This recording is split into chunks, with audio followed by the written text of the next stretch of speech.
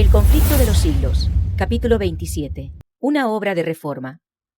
La obra de reforma tocante al sábado, como día santificado de descanso, que debía cumplirse en los últimos días, está predicha en la profecía de Isaías, capítulo 56.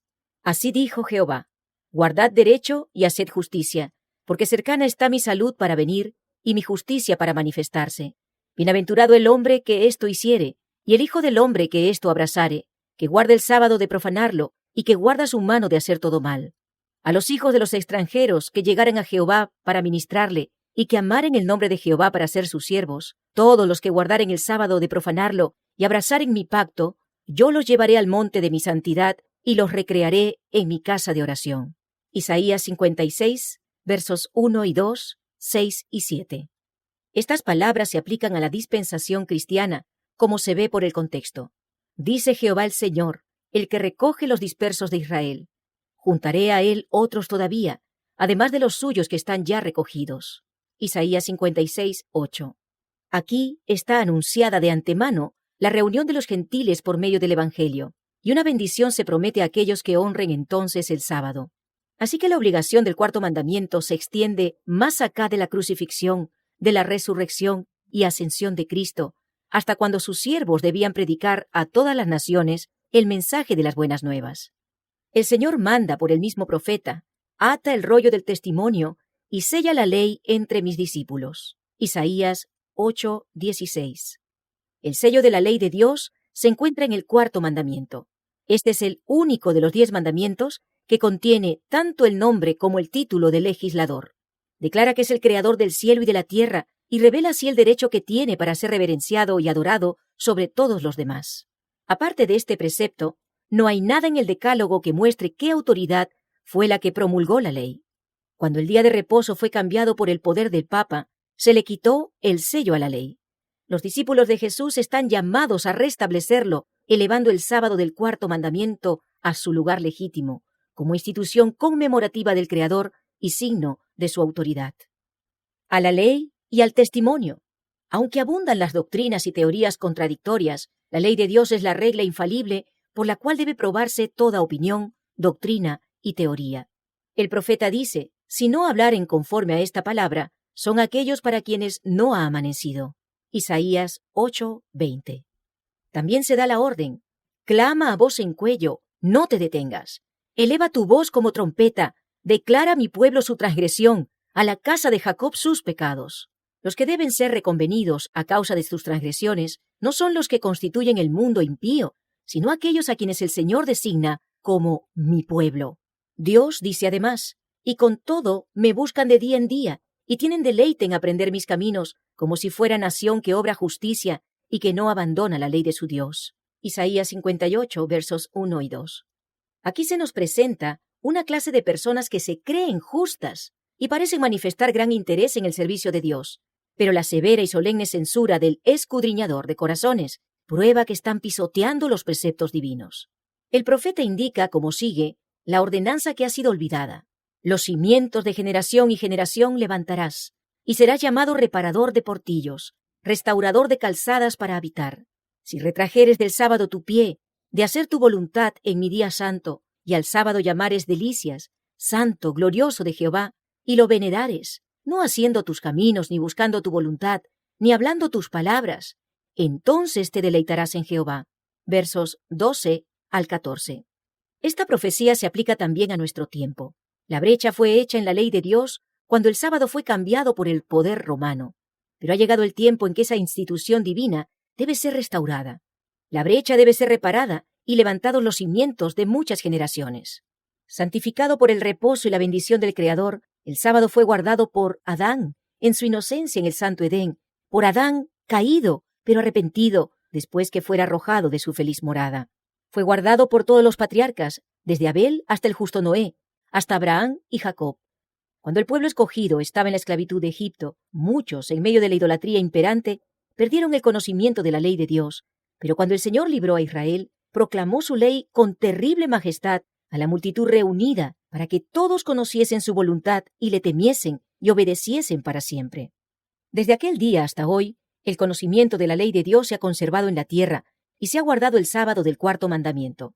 A pesar de que el hombre de pecado logró pisotear el día santo de Dios, hubo aún en la época de su supremacía almas fieles escondidas en lugares secretos que supieron honrarlo. Desde la Reforma, hubo en cada generación algunas almas que mantuvieron viva su observancia. Aunque fue a menudo en medio de oprobios y persecuciones, nunca se dejó de rendir testimonio constante al carácter perpetuo de la ley de Dios y a la obligación sagrada del sábado de la creación. Estas verdades, tal cual están presentadas en Apocalipsis 14, en relación con el Evangelio eterno, serán lo que distinga a la Iglesia de Dios cuando Él aparezca. Pues como resultado del triple mensaje se dice: aquí están los que guardan los mandamientos de Dios y la fe de Jesús. Y este es el último mensaje que se ha de dar antes que venga el Señor. Inmediatamente después de su proclamación, el profeta vio al Hijo del Hombre venir en gloria para cegar la mies de la tierra. Los que recibieron la luz relativa al santuario y a la inmutabilidad de la ley de Dios se llenaron de alegría y admiración al ver la belleza y armonía del conjunto de verdad que fue revelado a sus inteligencias. Deseaban que esa luz que tan preciosa les resultaba fuese comunicada a todos los cristianos, y no podían menos que creer que la aceptarían con alborozo. Pero las verdades que no podían, sino ponerlos en desaveniencia con el mundo, no fueron bienvenidas por muchos que profesaban ser discípulos de Cristo. La obediencia al cuarto mandamiento exigía un sacrificio ante el cual la mayoría retrocedía. Cuando se presentaban las exigencias del sábado, muchos arguían desde el punto de vista mundano diciendo: siempre hemos guardado el domingo, nuestros padres lo guardaron, y muchos hombres buenos y piadosos han muerto felices observándolo. Si ellos tuvieron razón, nosotros también la tenemos. La observancia de este nuevo día de reposo nos haría discrepar con el mundo y no tendríamos influencia sobre él. ¿Qué puede esperar a ser un pequeño grupo de observadores del séptimo día contra todo el mundo que guarda el domingo? Con argumentos semejantes procurarían los judíos justificar a la manera en que rechazaron a Cristo. Sus padres habían agradado a Dios presentándole ofrendas y sacrificios. ¿Por qué no alcanzarían los hijos salvación siguiendo el mismo camino? Así también, en días de Lutero, los papistas decían que cristianos verdaderos habían muerto en la fe católica y que por consiguiente esa religión bastaba para salvarse. Este modo de argumentar iba a resultar en verdadero obstáculo para todo progreso en la fe y en la práctica de la religión. Muchos insistían en que la observancia del domingo había sido una doctrina establecida y una costumbre muy general de la Iglesia durante muchos siglos. Contra este argumento se adujo el de que el sábado y su observancia eran más antiguos y se habían generalizado más, que eran tan antiguos como el mismo mundo y que llevaban la sanción de los ángeles y de Dios. Cuando fueron puestos los fundamentos de la tierra, cuando los astros de la mañana alababan a una y se regocijaban todos los hijos de Dios, entonces fue puesto el fundamento del sábado. Job 38, versos 6 y 7, y Génesis, capítulo 2, versos 1 al 3. Bien puede esta institución exigir nuestra reverencia. No fue ordenada por ninguna autoridad humana, ni descansa sobre ninguna tradición humana. Fue establecida por el Anciano de Días y ordenada por su palabra eterna. Cuando se llamó la atención de la gente a la reforma tocante al sábado, sus ministros torcieron la palabra de Dios, interpretándola del modo que mejor tranquilizara los espíritus inquisitivos. Y los que no escudriñaban las Escrituras por sí mismos, se contentaron con aceptar las conclusiones que estaban en conformidad con sus deseos. Mediante argumentos y sofismas, con las tradiciones de los padres y la autoridad de la Iglesia, muchos trataron de echar abajo la verdad. Pero los defensores de ella recurrieron a la Biblia para defender la validez del cuarto mandamiento.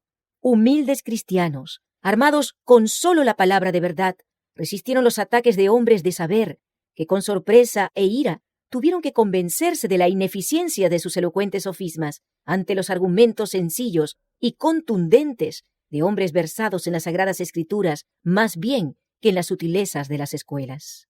A falta de testimonio bíblico favorable, muchos, olvidando que el mismo modo de argumentar había sido empleado contra Cristo y sus apóstoles, decían con porfiado empeño: ¿por qué nuestros prohombres no entienden esta cuestión del sábado? Pocos creen como vosotros. Es imposible que tengáis razón y que todos los sabios del mundo estén equivocados. Para refutar semejantes argumentos, bastaba con citar las enseñanzas de las Santas Escrituras y la historia de las dispensaciones del Señor para con su pueblo en todas las edades.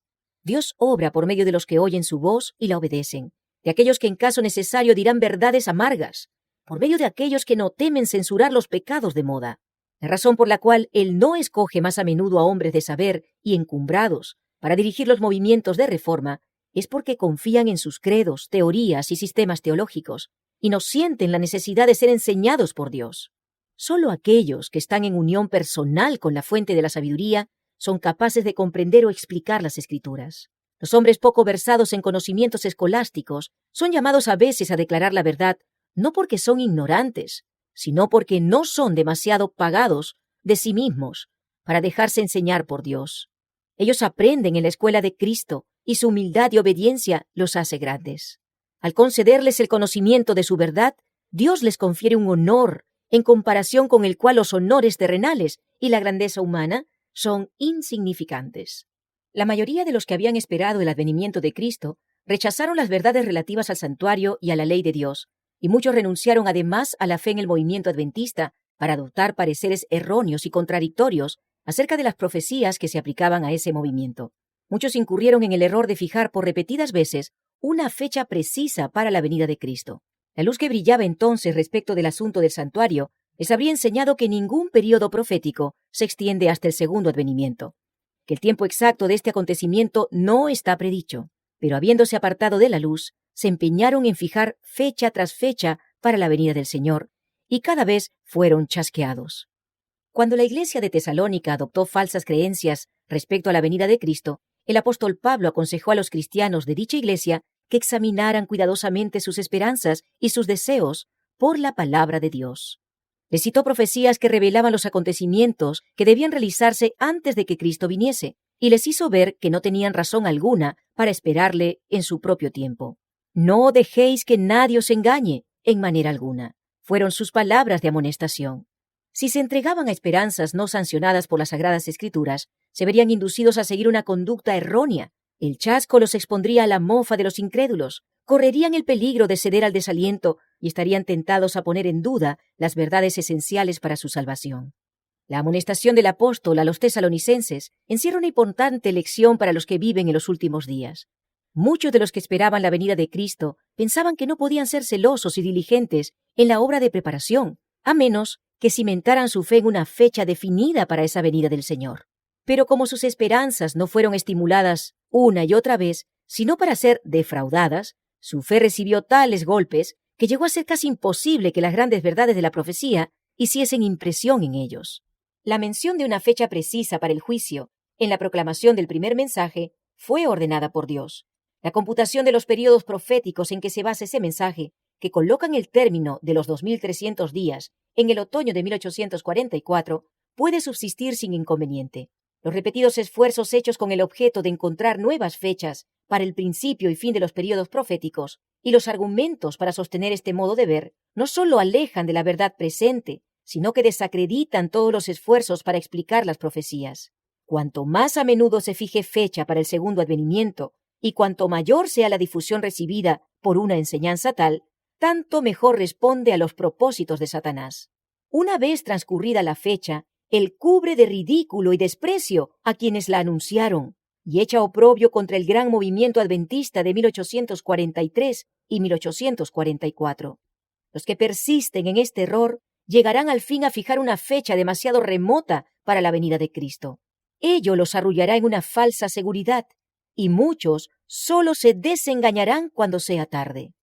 La historia del antiguo Israel es un ejemplo patente de lo que experimentaron los adventistas. Dios dirigió a su pueblo en el movimiento adventista, así como sacó a los israelitas de Egipto. Cuando el gran desengaño, su fe, fue probada como lo fue la de los hebreos cerca del Mar Rojo. Si hubiesen seguido confiando en la mano que los había guiado y que había estado con ellos hasta entonces, habrían visto la salvación de Dios. Si todos los que habían trabajado unidos en la obra de 1844 hubiesen recibido el mensaje del tercer ángel y lo hubiesen proclamado en el poder del Espíritu Santo, el Señor habría actuado poderosamente por los esfuerzos de ellos. Raudales de luz habrían sido derramados sobre el mundo. Años haría que los habitantes de la tierra habrían sido avisados. La obra final se habría consumado y Cristo habría venido para redimir a su pueblo. No era voluntad de Dios que Israel peregrinase durante 40 años en el desierto. Lo que él quería era conducirlo a la tierra de Canaán y establecerlo allí como pueblo santo y feliz. Pero no pudieron entrar a causa de incredulidad. Hebreos 3:19. Perecieron en el desierto a causa de su apostasía, y otros fueron suscitados para entrar en la tierra prometida. Asimismo, No era la voluntad de Dios que la venida de Cristo se dilatara tanto y que su pueblo permaneciese por tantos años en este mundo de pecado e infortunio. Pero la incredulidad los separó de Dios. Como se negara a hacer la obra que le había señalado, otros fueron los llamados para proclamar el mensaje. Por misericordia para con el mundo, Jesús difiere su venida para que los pecadores tengan oportunidad de oír el aviso y de encontrar amparo en él antes que se desate la ira de Dios. Hogaño como antaño, la predicación de una verdad que reprueba los pecados y los errores del tiempo despertará oposición, porque todo aquel que obra el mal odia la luz y no viene a la luz para que sus obras no sean reprendidas. Juan 3:20. Cuando los hombres ven que no pueden sostener su actitud por las sagradas escrituras, muchos resuelven sostenerla a todo trance y con espíritu malévolo atacan el carácter y los motivos de los que defienden las verdades que no son populares. Es la misma política que se siguió en todas las edades. Elías fue acusado de turbar a Israel. Jeremías lo fue de traidor y San Pablo de profanador del templo. Desde entonces hasta ahora, los que quisieron ser leales a la verdad fueron denunciados como sediciosos, herejes o cismáticos. Multitudes que son demasiado descreídas para aceptar la palabra segura de la profecía aceptarán con ilimitada credulidad la acusación dirigida contra los que se atreven a reprobar los pecados de moda. Esta tendencia irá desarrollándose más y más. Y la Biblia enseña a las claras que se va acercando el tiempo en que las leyes del Estado estarán en tal contradicción con la ley de Dios que quien quiera obedecer a todos los preceptos divinos tendrá que arrostrar censuras y castigos como un malhechor. En vista de esto, ¿cuál es el deber del mensajero de la verdad? Llegará tal vez a la conclusión de que no se debe predicar la verdad, puesto que a menudo no produce otro efecto que el de empujar a los hombres a burlar o resistir sus exigencias? No, el hecho de que el testimonio de la palabra de Dios despierte oposición no le da motivo para callarlo, como no se lo dio a los reformadores anteriores. La confesión de fe que hicieron los santos y los mártires fue registrada para beneficio de las generaciones venideras. Los ejemplos vivos de santidad y de perseverante integridad llegaron hasta nosotros para inspirar valor a los que son llamados ahora a actuar como testigos de Dios. Recibieron gracia y verdad, no para sí solos, sino para que por intermedio de ellos el conocimiento de Dios iluminase la tierra. ¿Ha dado Dios luz a sus siervos en esta generación? En tal caso, deben dejarla brillar para el mundo. Antiguamente el Señor declaró a uno que hablaba en su nombre: la casa de Israel, empero, no querrá escucharte a ti, porque no quieren escucharme a mí. Sin embargo, dijo: les hablarás mis palabras, ora que oigan, ora que dejen de oír. Ezequiel capítulo 3, verso 7 y capítulo 2, verso 7. Al siervo de Dios en nuestros días se dirige en la orden: eleva tu voz como trompeta, declara a mi pueblo su transgresión, a la casa de Jacob sus pecados. En la medida de sus oportunidades, pesa sobre todo aquel que recibió la verdad la misma solemne y terrible responsabilidad que pesara sobre el profeta a quien el Señor dijo: Hijo de hombre, yo te he puesto por atalaya a la casa de Israel, por tanto, oirás de mi boca la palabra y les amonestarás de mi parte. Cuando yo digo al inicuo: oh hombre inicuo, ciertamente morirás.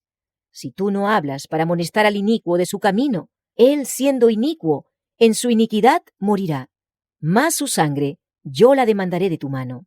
Pero cuando tú hubieres amonestado al inicuo de su camino, para que se vuelva de él, si no se volviere de su camino, por su culpa morirá. Mas tú has librado a tu alma. Ezequiel capítulo 33, versos 7 al 9. El gran obstáculo que se opone a la aceptación y a la proclamación de la verdad es la circunstancia de que ella acarrea inconvenientes y oprobio. Este es el único argumento contra la verdad que sus defensores no han podido nunca refutar. Pero esto no arredra a los verdaderos siervos de Dios. Ellos no esperan hasta que la verdad se haga popular. Convencidos como lo están de su deber, aceptan resueltamente la cruz, confiados como el apóstol Pablo en que lo momentáneo y leve de nuestra tribulación nos sobra un sobremanera alto y eterno peso de gloria. Teniendo como antaño Moisés por mayores riquezas el vituperio de Cristo que los tesoros de los egipcios. Segunda de Corintios 4:17 y Hebreos 11:26. Cualquiera que sea su profesión de fe, solo los que son esclavos del mundo en sus corazones obran por política más bien que por principio en asuntos religiosos. Debemos escoger lo justo porque es justo, y dejar a Dios las consecuencias. El mundo debe sus grandes reformas a los hombres de principios, fe y arrojo. Esos son los hombres capaces de llevar adelante la obra de reforma para nuestra época. Así dice el Señor: escuchadme, los que conocéis la justicia, pueblo en cuyo corazón está mi ley. No temáis el vituperio de los hombres, ni os acobardéis con motivo de sus ultrajes, porque como a un vestido los consumirá la polilla, y como a la lana los consumirá el gusano, mas mi justicia durará para siempre, y mi salvación de siglo en siglo.